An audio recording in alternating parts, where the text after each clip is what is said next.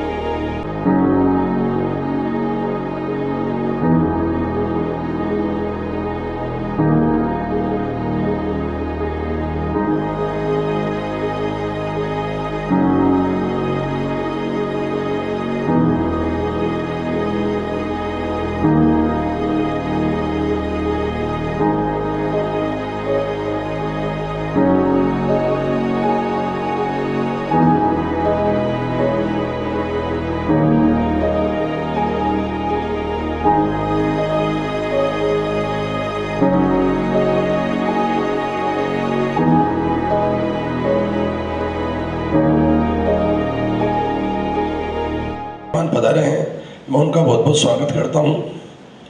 ये हमारे पवन जी गोयल भाई साहब और महेश जी गुप्ता सीआई साहब जो कोटा से हैं, आपका कमल जी सुरेखा हमारे भवानी मंडी और प्रकाश जी सीए साहब के पास करीब 15-20 दिन पहले फ़ोन आया था कि इस इकाई का गठन करना है। उन्होंने हमसे चर्चा की, हम 4-5 जने सीटू वगैरह मिलने के 25 सदस्य बनाने ज़रूरी हैं। हमने 5-5 सदस्य बनाने की जवाबदारी ली और मुझे बताते हुए हर्ष है कि हमने 24 घंटे के अंदर 25 सदस्य बनाकर और इस इकाई का गठन कर दिया।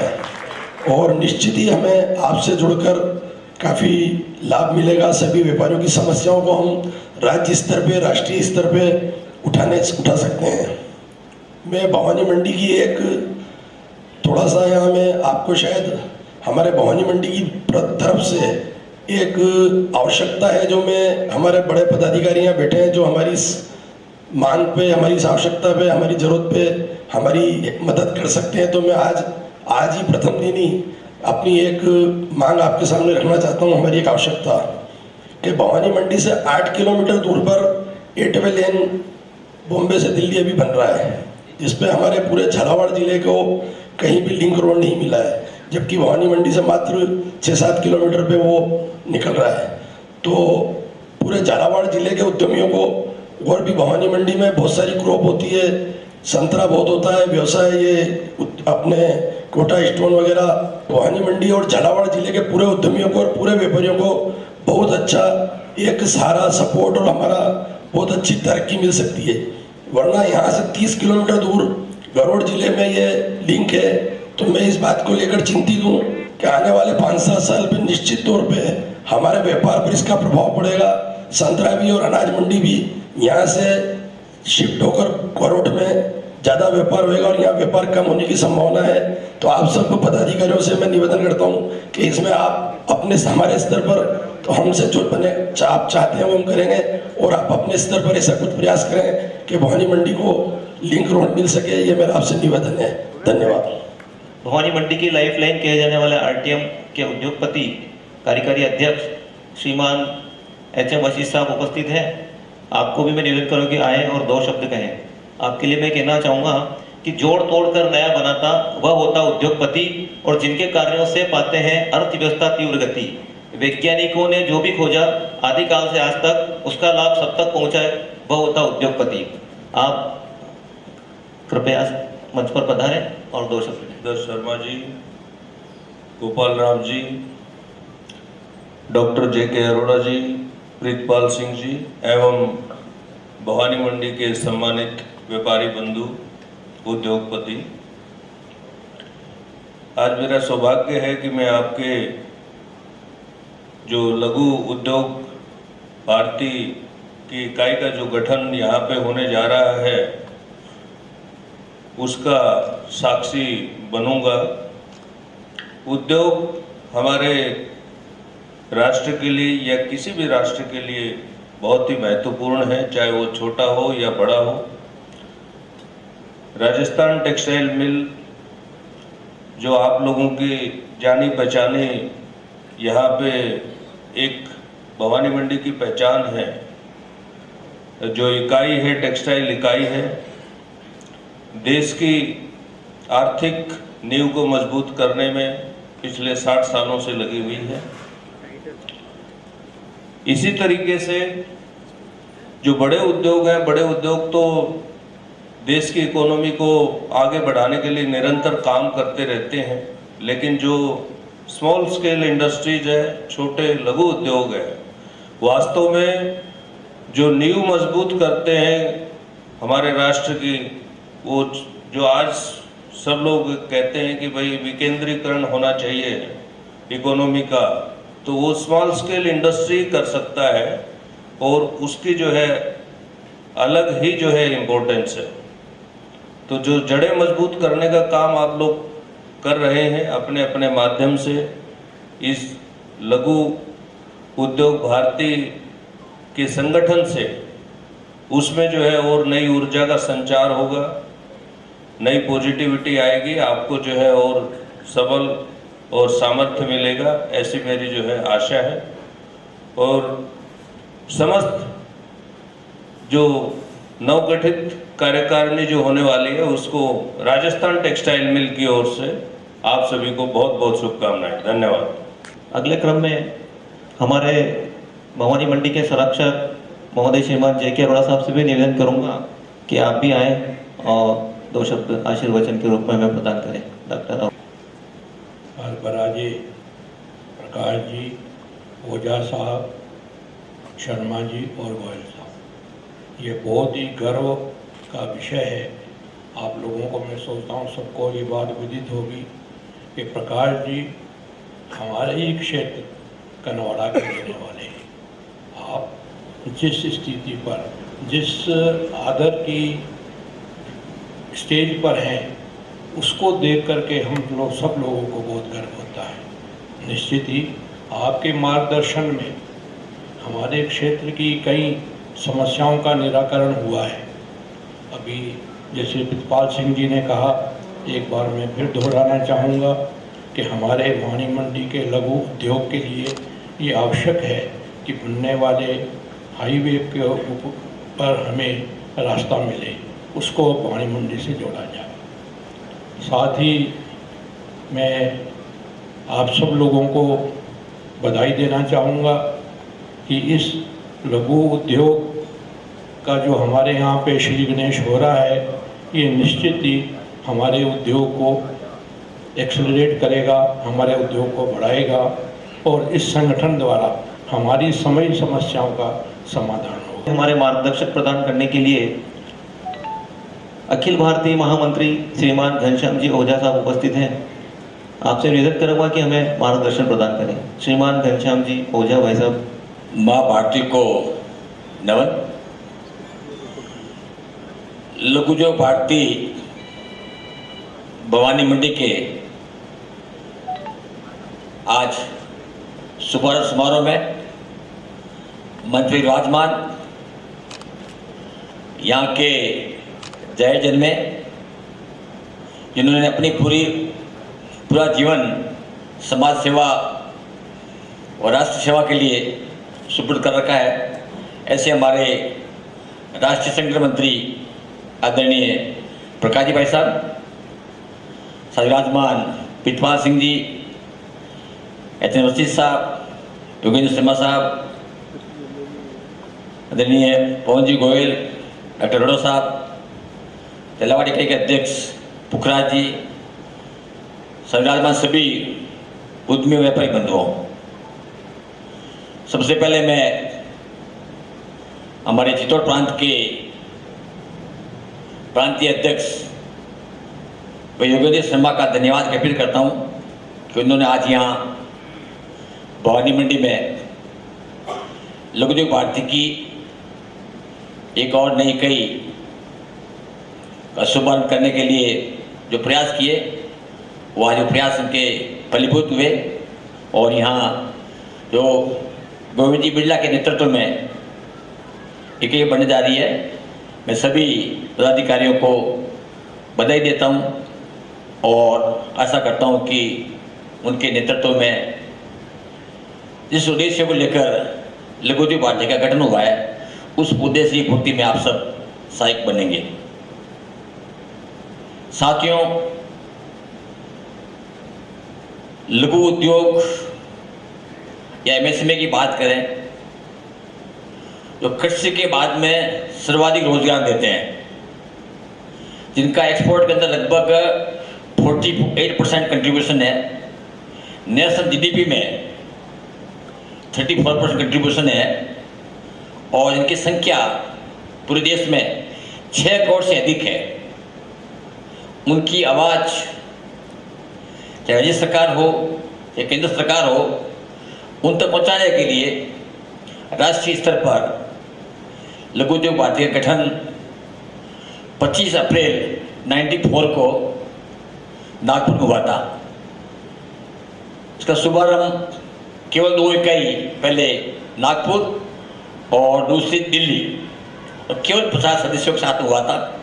और आज आप सबके सहयोग से, आप सबके आशीर्वाद से आज लघु उद्योग भारती की पूरे देश में जितने भी राज्य हैं, प्रत्येक राज्य में इकाई है, 500 से अधिक जिलों में इकाई है और अभी पिछले माह तक पूरे देश में हमारी 730 इकाइयाँ कार्यरत थी। हम लोग मेंबरशिप डाइट करते हैं, एफिलिएटेड मेंबरशिप नहीं बनाते हैं, तो हमारी मेंबरशिप भी वर्तमान में जो पिछले माह तक 36,000 से अधिक थी। ये जो भवानी मंडी का आज इसका शुभारंभ हो रहा है, ये झालावाड़ जिले की दूसरी, चित्तौड़ प्रांत की 32वीं और राजस्थान की 94वीं इकाई है। लघु उद्योग भारती जैसा नाम है, एमएसएमई के उत्थान के लिए, एमएसएमई में सामने आने वाली समस्याओं को निराकरण के लिए और एमएसएमई के हित में पॉलिसी बनाने के लिए काम करती है। हमारा किसी से भी कोई कंपटीशन नहीं है, अनेक संस्थाएं काम कर रही है, उनका हम सहयोग लेते भी है, उनका सहयोग करते भी है, क्योंकि हम समझते हैं कि सबका उद्देश्य एक है। आज जहां उद्योग है वहाँ अनेक समस्याएं हैं। मेरा मानना है कि उद्योग और समस्या एक दूसरे के पूरक है। कोई भी संगठन दावा नहीं कर सकता कि हम लोग 100% जो समस्याएं होती है उसका समाधान करा देंगे। 10 समस्याएं आती है, 4 का निराकरण होता है, तब तक 4 और नहीं आ जाती है, तो ये सतत चलने वाली प्रक्रिया है। लेकिन हम ये दावा जरूर करते हैं, जो भी समस्या एमएसएमई से संबंधित है हमारे पास आती है, हम उसको उचित मंच पर, हमारे मंच के माध्यम से उचित विभाग, उचित मंत्रालय तक पहुंचाते हैं। एक प्रकार से मैं कहूँ कि लघु उद्योग भारती उद्यमी विभाग और सरकार के बीच में सेतु का काम करते हैं। तीनों मिलकर, तीनों के साथ जितनी प्रकार की हमारी जो प्रॉब्लम है उसको कैसे पहुंचाएं। जितनी भी केंद्र सरकार की कमेटियां हैं चाहे रिजर्व बैंक से संबंधित हो, चाहे फाइनेंस से संबंधित हो, चाहे कॉमर्स मंत्रालय की हो, चाहे रेलवे मंत्रालय की हो, चाहे लेबर की हो, पर्यावरण की हो, प्रत्येक कमेटी में लघु उद्योग भारती का राष्ट्रीय स्तर पर प्रतिनिधित्व है और उनकी नियमित बैठकों में जाने का मौका मिलता है। जो भी समस्या हमारे पास आती है उनको हम लोग हमारे मंच के माध्यम से प्रत्येक मीटिंग में उठाते हैं। कईयों का निराकरण होता भी है, कुछ पेंडिंग चलती रहती है, कुछ के लिए पॉलिसी मैटर में होती है, काम चलता रहता है। तो ये सतत चलने वाली प्रक्रिया जैसे मैंने पहले कहा चलती रहती है। अभी कोरोना काल आया, हम सब ने उस राष्ट्र को देखा है, कई अपनों को खोया भी है। जिस प्रकार की प्रॉब्लम हुई उसमें ऐसा लग रहा था कि पूरा देश पता नहीं कहाँ जाएगा और किस प्रकार के लोग कल्पना कर रहे थे कि देश का क्या होगा। लेकिन उस समय हमारे देश का सक्षम नेतृत्व, हमारे देश की लोकप्रिय प्रधानमंत्री जी नरेंद्र भाई मोदी के नेतृत्व में जिस प्रकार से काम किया और एक बात की, स्वावलंबी भारत की बात की, आत्मनिर्भर भारत की बात की, आपदा में अवसर ढूंढने की बात की, ऐसी वो जो बात की गई लघु उद्योग भारत ने उस बात को पकड़ा और किस प्रकार से हम आत्मनिर्भर भारत बन सके, किस प्रकार से स्वावलंबी भारत बन सके, इसको लेके काम हाथ में लिया और हम लोग पूरे देश में आत्मनिर्भर परिवार तैयार कर रहे हैं। जब आत्मनिर्भर परिवार बनेंगे, आत्मनिर्भर शहर होगा, आत्मनिर्भर देश बनेगा। अनेकों स्थानों पर, राजस्थान में भी, पाली में, जोधपुर में, ब्यावर में, डूंगरपुर में, जयपुर में और देश के अनेक राज्यों में इस प्रकार के काम चल रहे हैं और बहुत से एक नए उद्योग इस प्रकार से सृजन हो, नए उद्योग इस प्रकार से लगे, इसकी निरंतर रूप से हम लोग प्रयास कर रहे हैं। देश की इकोनॉमिक जो व्यवस्था है, हमारे कोटा के बंधु भी पहुंचे हैं, आप सभी का भी स्वागत है। तो देश की वर्तमान में जो आर्थिक पोजीशन है, हम लोग इंपोर्ट ज़्यादा करते हैं, एक्सपोर्ट कम करते हैं। इंपोर्ट कम कैसे हो, एक्सपोर्ट कैसे बढ़े, इसको लेकर लघु उद्योग भारती सतत प्रयास कर रही है। हम लोगों ने ऐसे बहुत से आइटम चिन्हित किए हैं जिनका उत्पादन देश में हो सकता है, हमें निर्यात नहीं करना पड़े। DRDO को लेकर, कॉमन मिनिस्ट्री को लेकर के साथ लेकर इस प्रकार के अनेक आइटमों पर काम कर रहे हैं। ऐसे हम लगभग 21 उत्पाद समूह हम लोगों ने बनाए हैं देश के अंदर और 21 उत्पाद समूह के माध्यम से एक एक आइटम को चिन्हित कर रहे हैं और चिन्हित करने के बाद में प्रयास करें कि वो आइटम का इंपोर्ट कैसे बंद हो, हमारे देश में निर्मित कैसे हो। और आपको जानकर बहुत खुशी होगी कि हमारे MSC सेक्टर में इतनी क्षमता है, इतनी स्किल है, इतनी क्रिएटिविटी पावर है। कुछ ने ऐसे बहुत से आइटम याद किए हैं जो अब तक इंपोर्ट हो रहे थे और उसकी लागत भी तो इंपोर्ट से उसे 1/10 लागत आ रही है उसकी। आज अभी आपने देखा पिछले बजट में प्रधानमंत्री जी ने के नेतृत्व में जो केंद्रीय बजट आया था, उसमें डिफेंस जो सबसे बड़ा सेक्टर हमारा है, सबसे बड़ा जिसमें बजट का प्रावधान करना पड़ता है, उसमें 68% परचेजिंग लोकल की गई है। एक और देश में निर्मित वस्तु खरीद की जाएगी, जबकि आज से 10 साल पहले 100% हम लोग इंपोर्ट कर रहे थे। डे बाई डे कम होते होते इस बार कर दिया कि 68% परचेज MSCP के माध्यम से देश के उद्योग हमारे सप्लाई करेंगे डिफेंस को। बहुत बड़ा डिफेंस की एग्जीबिशन लगाती है। पहली बार लघु उद्योग भारती ने हमारे लोकल एसोसिएशन से मिलकर तमिलनाडु में एक डिफेंस एक्सपो लगाया। 300 आइटम वहाँ एग्जिबिट किए गए जो अब तक वो इंपोर्ट हो रहे थे, वो यहाँ देश में तैयार हुए हैं। तो इस सरकार की बहुत बड़ी महत्वपूर्ण होने वाली है, बहुत बड़ा रोल आने वाला है। अभी भी बहुत अच्छी भूमिका है, लेकिन आने वाले समय में बहुत अच्छी भूमिका होने वाली है। तो उस भूमिका में हम लोग अपने आप को किस प्रकार से फिट करें, किस प्रकार भी कुछ न कुछ अपना कंट्रीब्यूशन दें। कंट्रीब्यूशन देने के लिए ऐसा बहुत से हमारे MSCP को मौके मिलते हैं कि हम क्या करें, मिलकर करेंगे तो एक अच्छी ऐसे हमारे देश की इमेज बनेगी, उसमें हमारा भी सहयोग रहेगा। तो बहुत जल्दी देश जिस प्रकार की जो कल्पना कर रहे हैं कि भारत विश्व गुरु बने, उस विश्व गुरु बनने के लिए हम लोग जल्दी अग्रसर होंगे। मैं पुनः आप सभी को बधाई देता हूँ और जो नई टीम बन रही है उनका भी मैं नई टीम की घोषणा करूँ उससे पहले मैं जो टीम बन रही है उनको जानकारी है किस चीज़ को टीम में लिया गया है, जिनका नाम लोगों ऊपर आएंगे। उसके पहले मैं बताना चाहूँगा कि लघु उद्योग भारती की सक्रिय इकाई बनने के लिए साल में कम से कम 6 काम करना अनिवार्य है। वो 6 काम, सबसे पहला काम है मासिक बैठक करनी। हर महीने बैठना और बैठकर उद्योगों की जो समस्या है उस पर चिंतन मनन करना। एजेंडा ऐसा है चाहे नहीं है, जब बैठेंगे तो लोगों को समस्या आएगी और उस समस्या को चाहे केंद्र सरकार की है चाहे राज्य सरकार की है वहाँ तक पहुँचानी। तो सबसे पहला अहम काम है हर महीने में एक मासिक बैठक करनी। दूसरा काम है वर्ष में एक बार एक जिले का उद्यमी सम्मेलन करना। उसमें लघु उद्योग भारती के मेंबर भी आए और साथ में जितने भी दूसरे उद्योगपति हैं उस एरिया के वो सब आए। उस में तकनीकी विशेषज्ञ आ सकते हैं, और भी जानकारी भी देने वाले आ सकते हैं, एमएलए एमपी आ सकते हैं, लघु उद्योग भारती के राष्ट्रीय पदाधिकारी आ सकते हैं, उन सबको भी आना है। इसी बार 25 अप्रैल हमारा स्थापना दिवस है, उस 25 अप्रैल को भी एक बड़ा कार्यक्रम करना है। उसमें जितने भी उस शहर के ऐसे उद्योगपति जिन्होंने अपने क्षेत्र में अच्छा काम किया है, अच्छा नाम किया है, उनका सम्मान करना और कुछ ऐसे जो सेवाभावी सदस्य हैं उनका सम्मान करना, उसके कुछ सेवा कार्य करना। इस प्रकार का हम अपेक्षा करते हैं कि स्थापना दिवस जो 25 अप्रैल को होता है उस दिन काम करें। 17 सितंबर विश्वकर्मा जयंती हम लोग मनाते हैं।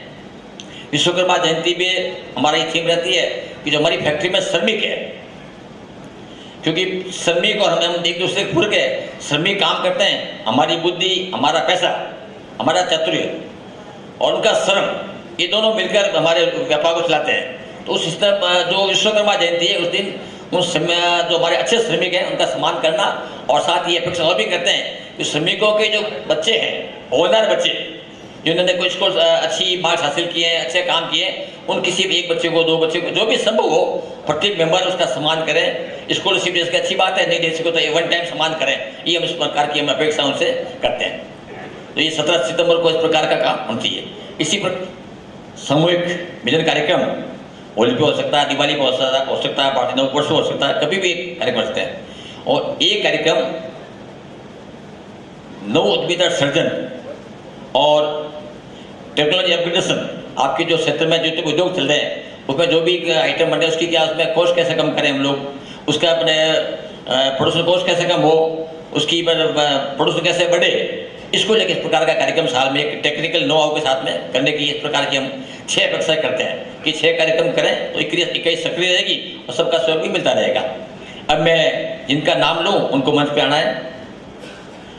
लघु उद्योग भारती भवानी मंडी इकाई में संघ के नाते हमारा मार्गदर्शन करेंगे आदरणीय कमल जी सुरेखा, पैसा तो बता रहे हैं, युवती वैसा इनका दुपट्टा पहना कर इनका स्वागत करें।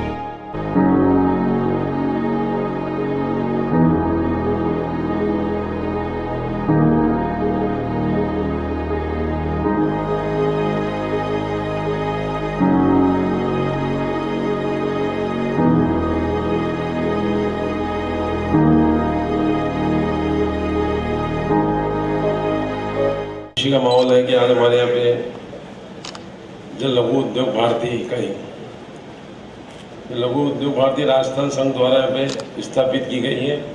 उस कार्यक्रम में हमारे पधारे बड़े भाई साहब जो हमारे यहाँ के जिले के हैं, परम आदरणीय श्री प्रकाश जी भाई साहब अखिल भारतीय संगठन मंत्री हैं और अध्यक्षता कर रहे हैं इसके परम आदरणीय श्री घनश्याम जी ओझा, और विशेष अतिथि में हैं श्री परम आदरणीय श्री योगेंद्र जी शर्मा और श्री हमारे पवन जी गोविंद साहब प्रांतीय महासचिव प्रांतीय अध्यक्ष, और हमारे भवन मंडी के जो हमारे बामाशाह हैं परम आदरणीय श्री डॉक्टर साहब जगदीश अरोड़ा साहब, और हमारे जो आरटीएम जो राष्ट्रीय टेक्सटाइल की जो इकाई है जिसने पूरे विश्व में अपना नाम कर रखा, उसके कार्यकारी यहाँ पे चेयरमैन श्री बशीर साहब, और हमारे यहाँ के प्रीतपाल सिंह जी अध्यक्ष व्यापार महासंघ के, और जो हमारे जब कमल जी के आगे अध्यक्ष बना उनको भी पूरे कार्यकारिणी को उनको बहुत बहुत बधाई मेरी ओर से मंडल से।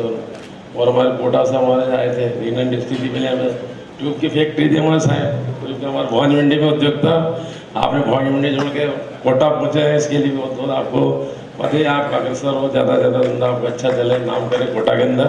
और कोटा से आए आप सभी साथीगणों को, आरटीएम से शर्मा जी है, सरदार जी है, अपने माधवानी जी है, और हमारे विजय जी है, और वाले पार्षद और सारे पार्षद हमारे, और जो भी पार्षद साथीगण हैं सभी को, और भवानी मंडी ग्राम नागरिक जो इंडस्ट्री से जो भी आए हुए हैं, भवानी मंडी के आसपास ग्रामीण नागरिक सभी को मेरा सादर प्रणाम। भवानी मंडी के अंदर लघु उद्योग आज से 25-30 साल पहले इंडस्ट्रियल एरिया कटा था, 30-35 साल पहले उस टाइम पे यहाँ प्लॉट्स कटे थे, लोगों ने यहाँ पे प्लांट लेकर अपनी इंडस्ट्री चालू की थी। और उसके अंदर ज़्यादातर सबने कोटा स्टोन, कोई मसाला, वो आटा दाल सबने लगाए थे। तो आज हमारे यहाँ पे जो यहाँ पे खान निकल गई पीपलिया के अंदर पास में, तो उसमें अंदर सबसे चरम सीमा पर हमारे कोटा स्टोन का कार्य है। और इसी तरह हमारे जो मोहल्ला जी सिसोदिया मुख्यमंत्री थे उस टाइम स्वर्गीय घनश्याम जी बिरला साहब थे, और भवानी मंडी को उनने चुना पूरे झालावाड़ जिले के अंदर, और यहाँ पे बहुत बड़ी इकाई लगाई। इतनी बड़ी इकाई लगाई, यहाँ से 8-10 हज़ार मजदूर काम करते थे। रोजगार यहाँ पे मिला लोगों को, सबको ऑफिस में मिला, लेबर में मिला, और यहाँ का जो भवानी मंडी का व्यवसाय बहुत ही अच्छा तरह से मिला। सभी व्यापारियों को इसका लाभ मिला, जो काम करने वालों रोजगार, उनको रोजगार मिला, परिवार चलाने का मिला। कई भवानी मंडी अच्छी तरक्की भी आया, बहुत अच्छा राजस्थान टेक्सटाइल में बना है, और इसी की इकाई पूरी आज तक मेरे हिसाब से तो राजस्थान टेक्सटाइल में घाटे भी नहीं, सतलज घाटा मिल 2 नाम से है, आज तक घाटे भी नहीं। इस तरह मेरा तो आप लोगों से कहना है, जो लघु उद्योग भारती बना है, जिस तरह भी भारत के अंदर आत्मनिर्भर बनता जा रहा है, एक्सपोर्ट कम होते जा रहे हैं, उसी तरह मेरा आप लोगों से निवेदन है कि अच्छे से अच्छे अपने उत्पादन बढ़ावें, अच्छी क्वालिटी रखें और अपना देश में नाम रखें, ताकि हम ऐसे आइटम भी बना जो कंपटीशन में, जैसे इधर कोटा स्टोन थे, कुछ ऐसी चीज़ें मिला है अपने भवानी मंडी में जो कि हमारे सरकार में काम आता है, जैसे इम्पोर्ट करते हैं, ऐसे उसको अपन कम से बना के कम से अपने भारत देश को अपन देश से कर सकें। ऐसा मेरा आप लोगों से निवेदन है, हाथ जोड़ के। और मेरे को आप जो आज बुलाया, आप सब लोगों के दर्शन हुए, हमारे प्रधान आदरणीय भाई साहब प्रकाश भाई साहब, तो कई दिनों मेरे दर्शन में काफ़ी लंबा टाइम हो गया, और उसी के लिए मैं आप सभी को यहाँ की जो लघु भारतीय उद्योग इकाई ने जो प्रोग्राम रखा है सबको साधुवाद करता हूँ। उसके साथ धन्यवाद। जय हिंद, जय भारत। अखिल भारतीय संगठन मंत्री, आपसे निवेदन करूंगा कि हमारा मार्गदर्शन प्रदान करें श्रीमान प्रकाश चंद जी भाई। विराजमान लघु उद्योग भारती के राष्ट्रीय महामंत्री आदरणीय घनश्याम ओझा जी, भवानी मंडी नगर पालिका के सभापति श्रीमान गोरा जी, लघु उद्योग भारती के यह जो चित्तौड़ अंचल है इसके अध्यक्ष योगेंद्र शर्मा जी, महामंत्री पवन जी, डॉक्टर अरोड़ा जी, आरटीएम के कार्यकारी अध्यक्ष वशिष्ठ जी, प्रीतपाल सिंह जी, व्यापार महासंघ के अध्यक्ष, कोटा से पधारे हुए हमारे सभी उद्यमी व्यवसायियों के मार्गदर्शक, आदरणीय गोविंदराम मित्तल जी, अन्य लघु उद्योग भारती के झालावाड़ कोटा से पधारे हुए पदाधिकारी महानुभाव, भवानी मंडी की इस लघु उद्योग भारती की नई इकाई के गठन के अवसर पर उपस्थित आमंत्रित महानुभाव, माताओं बहनों, अभी जैसा बताया लघु उद्योग भारती 28 वर्ष पुराना संगठन है। ये जो छोटे समूह के उद्योग हैं जो नीचे तक फैले हुए हैं, ये वास्तव में हमारे अपने देश की विरासत है। हजारों वर्षों से हमारे देश में जो भी उपलब्ध संसाधन थे, कृषि उत्पाद, कुछ खनिज, कुछ अपनी प्रतिभा का उपयोग करके, कुछ विशिष्ट प्रकार की तकनीक का उपयोग करके, और उस समय की दुनिया की जितनी आवश्यकताएं थी उन सबको पूरा करने का काम हमारे देश के लोग हजारों वर्षों से करते चले आ रहे हैं। हमारे यहाँ पर जिस प्रकार के लघु उद्योगों की परिभाषा है दुनिया में सामान्यतः है, उस प्रकार की परिभाषा नहीं। वहां के लघु उद्योग यानी हमारे बड़े उद्योगों के समकक्ष हैं लगभग, ऐसा कैसा। एम्प्लॉयमेंट जनरेशन में आज भी पूरी दुनिया भर में भारत का जो एमएसएमई मॉडल है उसकी चर्चा होती है। बेरोजगारी अपने देश की समस्या नहीं, दुनिया भर के लगभग सब देशों की समस्या है। तो हमारे ये जो छोटे उद्योगों का समूह है आज का जो भारत है, और आज से पहले जो कुछ 250-300 वर्षों में 250-300 वर्षों में जो कट गया बट गया, जिसको हम कहते हैं बृहत्तर भारत, उसमें आज का पाकिस्तान हो गया, बांग्लादेश हो गया, बर्मा, भूटान, नेपाल, श्रीलंका, उधर अफगानिस्तान तक, ये जो सारा बृहत्तर भारत था, इसी में ये सारे छोटे समूह के उद्योग पले पनपे बढ़े विकसित हुए, और इन्हीं के माध्यम से हमने जो दुनिया की सारी आवश्यकताओं को पूरा करने का काम किया, अच्छे से किया।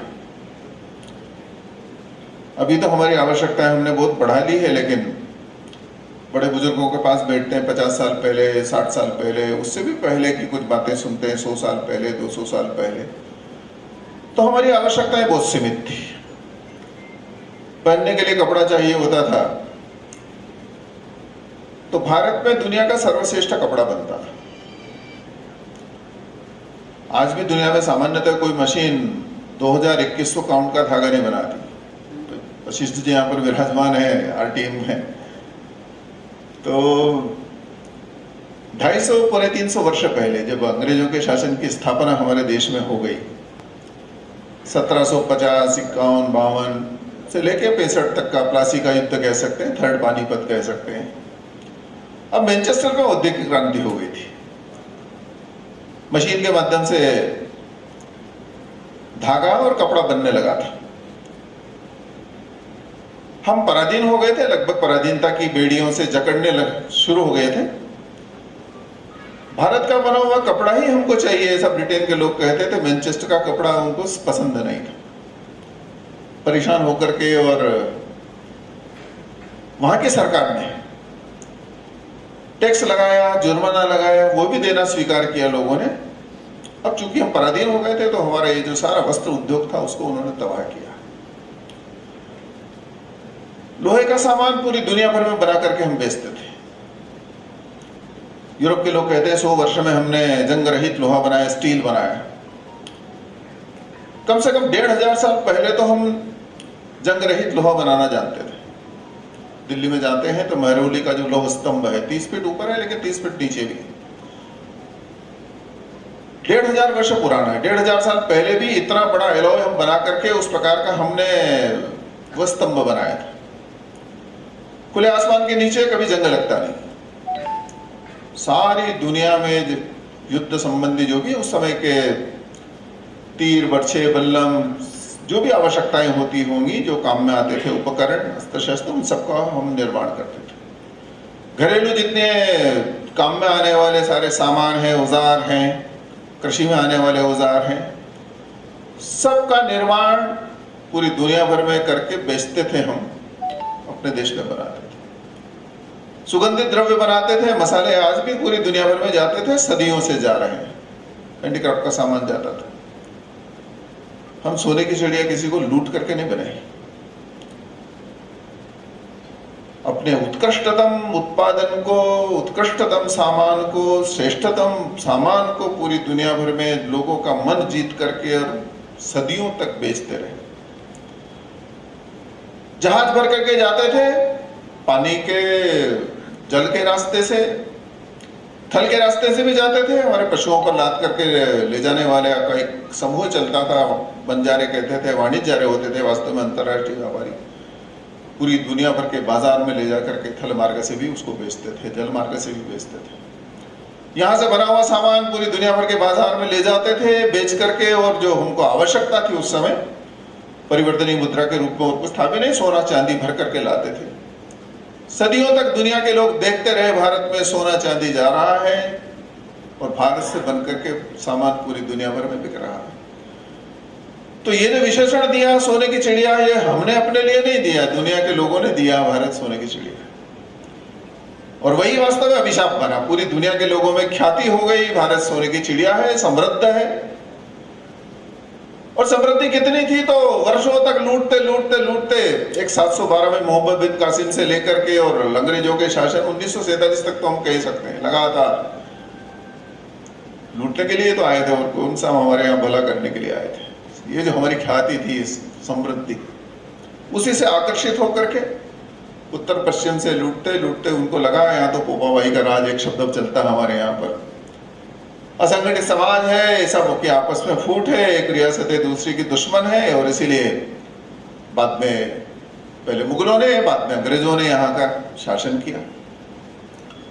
अब जब देश पराधीन होता है तो फिर उस पराधीन देश की कोई अपनी इच्छा आकांक्षा नहीं होती। पहली, दूसरी, तीसरी औद्योगिक क्रांति में हम कुछ नहीं कर सके क्योंकि हम पराधीन थे।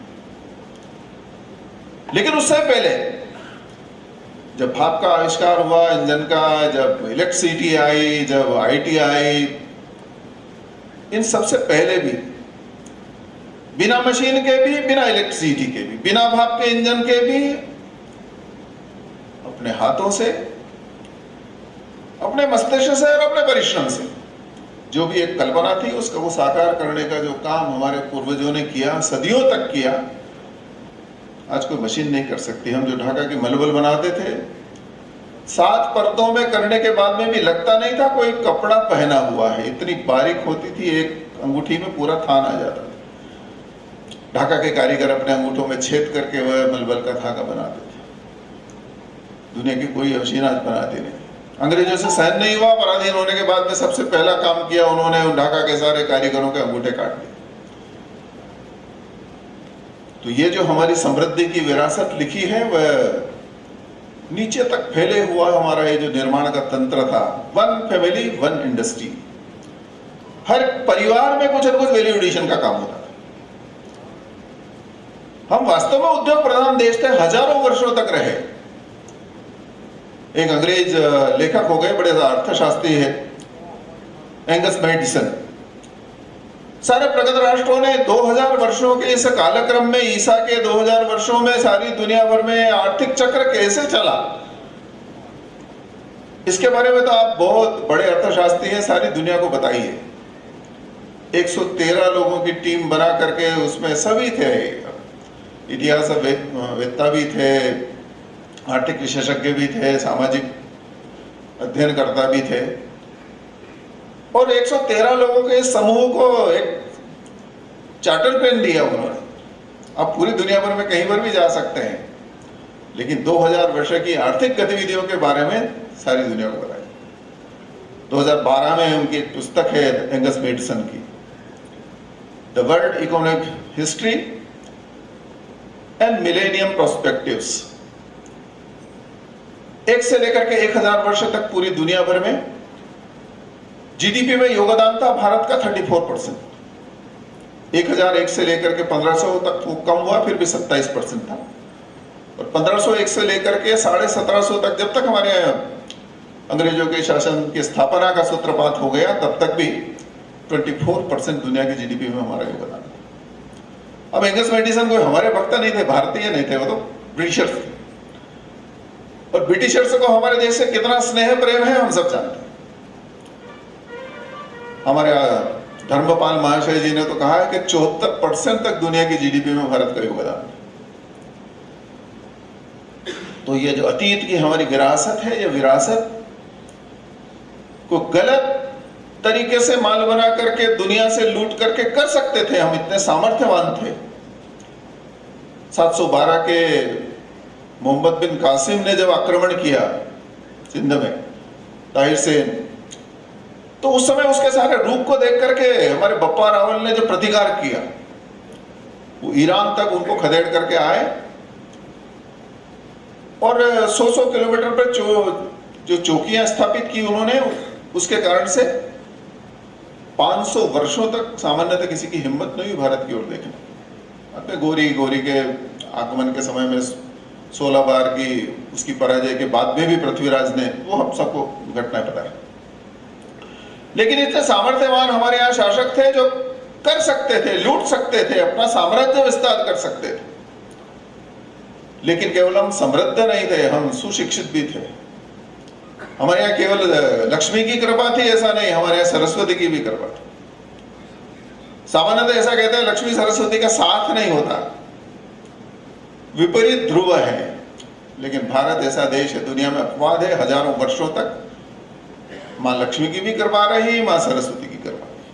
वायरस बेस भी बनाए कोवैक्सीन, प्रोटीन बेस भी बनाए कोविशील्ड, डीएनए बेस भी बनाई हमारे जायडस के ढीला ने, और भी अभी नेजल वगैरह सारे कोवैक्सीन वाले बना रहे हैं, वो 95% से भी ज्यादा इफेक्टिव है।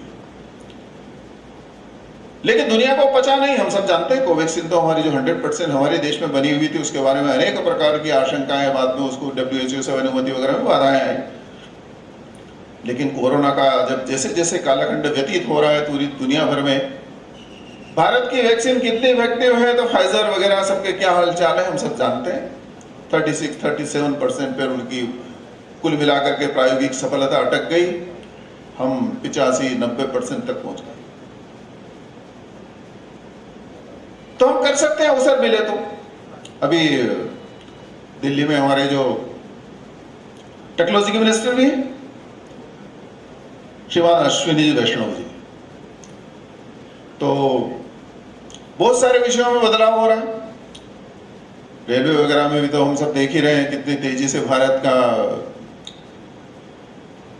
केवल साफ सफाई नहीं तो समय पालन से लेकर के बाकी सारी गुणवत्ता सुधार वगैरह अनेक विषय उस सब में जुड़ते चले जा रहे हैं। लेकिन टेक्नोलॉजी के नाते एक विषय उन्होंने बताया कि हम बहुत 50 वर्ष से प्रयत्न कर रहे थे सेमीकंडक्टर बनाने। अब सारी डिजिटल सारा जो चेंज आ रहा है उसका तो बहुत बड़ा आधार है सेमीकंडक्टर। 50 वर्ष के प्रयत्न के बाद में भी सफलता नहीं मिली थी, लेकिन अभी हमको मिली है। 2-2.5 वर्ष में हम, अभी जो ताइवान युद्ध की चर्चा होती है तो वो चिप वही बनाता है, इसलिए दुनिया की 2/3 लगभग वो बनाता है, इसलिए अगर वहां से युद्ध हो गया तो क्या होगा, ऐसी अनेक प्रकार की आशंकाएं व्यक्त करते हैं। लेकिन भारत आज इस स्थिति में खड़ा है कि 2-2.5 वर्ष में हम शायद अपने देश की आवश्यकताओं को भी पूरा करेंगे, दुनिया की आवश्यकताओं को भी पूरा करने में मदद करेंगे। अभी 5G का हमने सुना, अब 5G दुनिया में कुछ देशों के पास नहीं। चाइना, अमेरिका, उन सबकी कंपनियों के CEO उन्होंने बताया कि मेरे पास आए, उन्होंने कहा आप क्यों इतना परेशान हो रहे हैं, क्यों खर्च कर रहे हैं इतना पैसा। न परेशान होने की जरूरत है, ना पैसा खर्च करने की जरूरत है, हम आपको दे देते, निःशुल्क दे देते। उनका जो जवाब था, उन्होंने बताया कि मैंने उनको कहा कि आप गेट से बाहर जाइए, पहले हम भिख मंगे नहीं है, हम अपना बनाएंगे। 4-6 IITs और एक 5-6 टेक्निकल इंस्टीट्यूट उन सबके जिम्मे किया, अपना 5G बनाया। और बनाया नहीं, हम शायद इसी वर्ष में अनेक शहरों में लागू भी हो जाएगा, चालू हो जाएगा। और 6G की ओर भी दुनिया में सबसे आगे शायद हम बढ़ जाए। प्रदान करती है। आपका ये प्रेरणादायी मार्गदर्शक हमें सभी उद्यमियों और व्यापारियों के लिए एक फलदायी साबित होगा। और आपने हमें ऐसी पुरानी पुरानी चीज़ें बताई कि वास्तव में भारत का महत्व क्या था कि ढाका का मलमल जैसी चीज़ें हमारे देश ने बनाई है। इस बात पे एक बात याद आ रही है मेरे को कि एक फिल्म का गाना था कि उसमें विलियन बोलता है कि आपके देश ने क्या दिया है, जीरो। तो उस पर एक गीत में बताना चाहता हूँ कि जब जीरो दिया मेरे भारत ने मेरे भारत में, दुनिया को तब गिनती आई, तारों की भाषा भारत ने दुनिया को पहले सिखलाई। देता न दशमलव भारत तो यूं चांद पे जाना मुश्किल था, धरती और चांद की दूरी का अंदाज लगाना मुश्किल था। सभ्यता जहां पहले आई, पहले जन्मी है जहां पे कला, अपना भारत वो भारत है जिसके पीछे संसार चला और आगे बढ़ा, यूं आगे बढ़ा बढ़ता ही गया। भगवान करे और बढ़े, बढ़ता ही रहे और फूले फले, बढ़ता ही रहे और फूले फले। इसी संकल्प के साथ आज हम विश्व गुरु है राष्ट्र मेरा, ये फिर से महिमा मंडित हो। ले संकल्प सभी मिलकर हम भारत राष्ट्र अखंडित हो। इसी के साथ मैं आज के नवनियुक्त अध्यक्ष महोदय श्रीमान गोविंद जी बिरला से निवेदन करूंगा कि कार्यक्रम के समापन पर अपना आभार व्यक्त करें। उसके बाद संगठन मंत्र होगा, फिर कार्यक्रम के औपचारिक समापन की घोषणा होगी। श्रीमान गोविंद जी बिरला के अल्प समय के निवेदन पर हमारे विशिष्ट अतिथि और यूँ मानिए कि राष्ट्रीय पदाधिकारी माननीय आदरणीय भाई साहब प्रकाश जी, और साथ में महामंत्री, राष्ट्रीय महामंत्री श्री ओझा जी, प्रांतीय अध्यक्ष श्री ओझा जी और पवन जी गोयल साहब जो महामंत्री हैं हमारे प्रांतीय, चेयरमैन साहब भवानी मंडी नगर पालिका, डॉक्टर जे.के. अरोड़ा साहब जिनसे आप सभी परिचित हैं, और हमारे राजस्थान टेक्सटाइल मिल के कार्यकारी अध्यक्ष श्री विशिष्ट जी, और हमारे महासंघ के अध्यक्ष श्री प्रीतपाल सिंह जी भाई साहब, मेरे समस्त साथी भवानी मंडी के उद्योगपति और साथ ही यहाँ के प्रबुद्ध नागरिक, आप सभी लोगों को पधारने पर भवानी मंडी लघु उद्योग इकाई आपका हार्दिक स्वागत करती है और बहुत बहुत आभार आपका। दोस्तों, जो मुझे आज जिम्मेदारी दी गई है, मैं और मेरी टीम आप सभी के, आपका सहयोग, आपका साथ और आपका विश्वास लेकर के हम पूरा प्रयास करेंगे कि आपकी द्वारा दी गई जिम्मेदारी के प्रति हम खरा उतरें। और साथ ही यहाँ की जो लघु उद्योग की समस्या है वो हमारे माध्यम से हम इसको राज्य स्तरीय और राष्ट्रीय स्तर पर आपसे हल करने का प्रयास करवाएंगे।